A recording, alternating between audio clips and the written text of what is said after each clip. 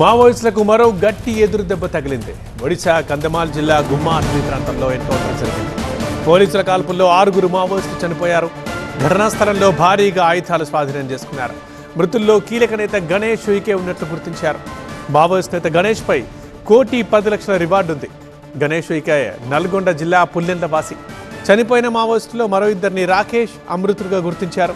ఈ ఇద్దరిపైన 23,65,000 రివార్డు ఉంది.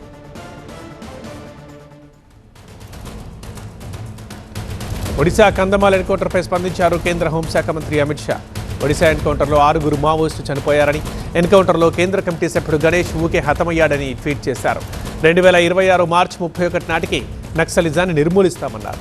దాదాపు మావోయిస్టు రహిత రాష్ట్రంగా ఒడిశా మారిందని ట్వీట్లో పేర్కొన్నారు అమిత్ షా. పాక హనుమంతు అలియాస్ గణేష్ స్వస్థలం నల్గొండ జిల్లా చండూరు మండలం పుల్లెండ్ల గ్రామం. చండూరులో 10వ తరగతి, ఇంటర్, డిగ్రీ నల్గొండలో చేస్తూ రాడికల్ స్టూడెంట్ యూనియన్లో పనిచేశారు. 45 ఏళ్ల క్రితం ఏచూరి శ్రీనివాస్ హత్యలో ఆయన కీలక పాత్ర పోషించారు. తర్వాత అజ్ఞాతంలోకి వెళ్లి నక్సలైట్ ఉద్యమంలోకి చేరారు. అప్పటి నుంచి ఆయన ఇంటి వైపు చూడలేదు, ఇటు రాలేదు. ఆయన అమ్మా నాన్న చనిపోయినప్పుడు కూడా రాలేదు ఇంటికి. మండల కమిటీ నుంచి జిల్లా స్థాయి, రాష్ట్ర స్థాయి నేతగా ఎదిగి 3 రాష్ట్రాలకు కేంద్ర కమిటీ సభ్యుడిగా పనిచేశారు. గత కొంతకాలంగా ఆరోగ్యం బాగాలేక ఇబ్బందులు పడుతున్నారని సమాచారం.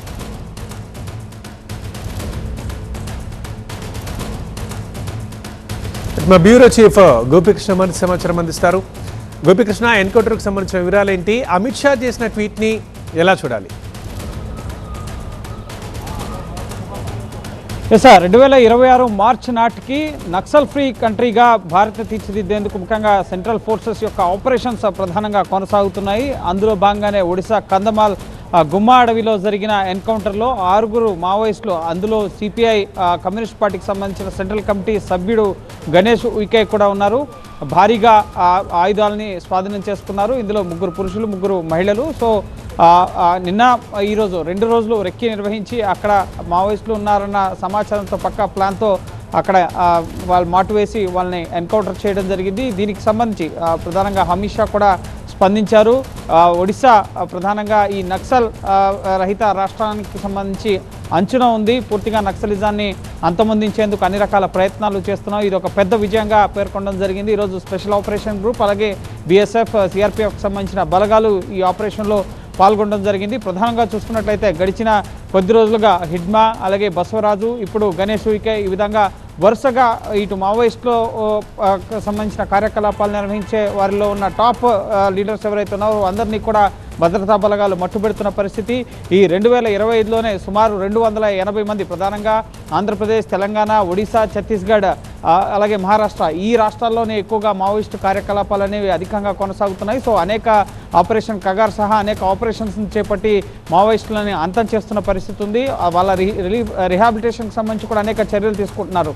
ఈ ఏడాది సుమారు 2,167 మంది లొంగిపోయిన పరిస్థితి. ఇందులో ఛత్తీస్గఢ్ నుంచే అధిక సంఖ్యలో మావోయిస్టులు కూడా ఉన్న పరిస్థితి ఉంది. ప్రధానంగా అటవీ ప్రాంతాల్లో భద్రతా బలగాల కూంబింగ్ పెరగడం, ఎన్కౌంటర్స్ జరగడం, వీటన్నిటి నేపథ్యంలో చాలామంది లొంగిపోతున్నారు, లేక పోలీస్ ఆపరేషన్స్లో చనిపోతున్న పరిస్థితి ఉంది. సో ఎలా అయినా సరే 2026 మార్చి నాటికల్లా కూడా నక్సల్ ఫ్రీ దేశంగా చేసేందుకు, ముఖ్యంగా ఈ నక్సలిజం వల్ల ప్రస్తుతం ఉన్న ఈ భావజాలం వల్ల ఉపయోగం కన్నా నష్టమే ఎక్కువగా ఉంది. ప్రజలకు అభివృద్ధి కార్యకలాపాలు చేరువ చేయలేకపోతున్నాం అన్న అంశాన్ని ప్రధానంగా కేంద్ర ప్రభుత్వం చెప్తుంది. అందులో భాగంగానే వీళ్ళంతా కూడా జనజీవన సమితిలో కలిసేందుకు కూడా అనేక రిహాబిలిటేషన్ ఆపరేషన్స్ని కూడా ప్రభుత్వం నిర్వహిస్తున్న పరిస్థితి. వాళ్ళకి కావాల్సిన సౌకర్యాలను కూడా ప్రొవైడ్ చేస్తుంది. అందులో భాగంగానే చాలామంది లొంగిపోతున్న పరిస్థితి. ఆ లొంగిపోయే క్రమంలో కొన్ని ఎన్కౌంటర్స్ కూడా జరిగిన పరిస్థితి ఉంది. సో ప్రస్తుతం ఒడిశాలో జరిగిన ఎన్కౌంటర్లో కూడా కీలకమైన కమ్యూనిస్ట్ పార్టీ ఆఫ్ ఇండియాకి సంబంధించిన మార్క్సిస్ట్ ఇటు కేంద్ర కమిటీ సభ్యుడు, ప్రధానంగా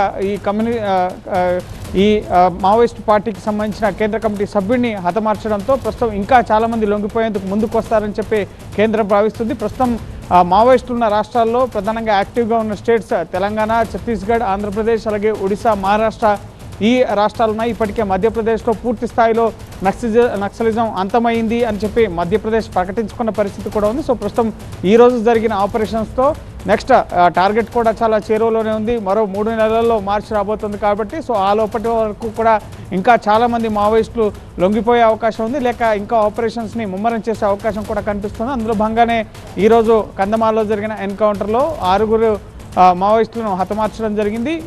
ఎంతో దూరం లేదు, చాలా తొందరగానే మావోయిస్ట్ రహిత దేశాన్ని మేము రూపొందించేందుకు ప్రయత్నిస్తున్నామని చెప్పి కేంద్రం ఎప్పటికప్పుడు ఎన్కౌంటర్లు జరిగిన సందర్భంగా కేంద్ర హోంమంత్రి స్పందిస్తున్నారు. అలాగే ఆయా రాష్ట్రాల్లో ఉన్న భద్రతా బలగాలు కూడా ఇంకా ఆపరేషన్స్ని ముమ్మరం చేస్తూ మావోయిస్టు కదలికల్ని ఎప్పటికప్పుడు తెలుసుకుంటూ వాళ్ళు లొంగిపోయేందుకు అవకాశాలు ఇస్తున్న పరిస్థితి ఉంది.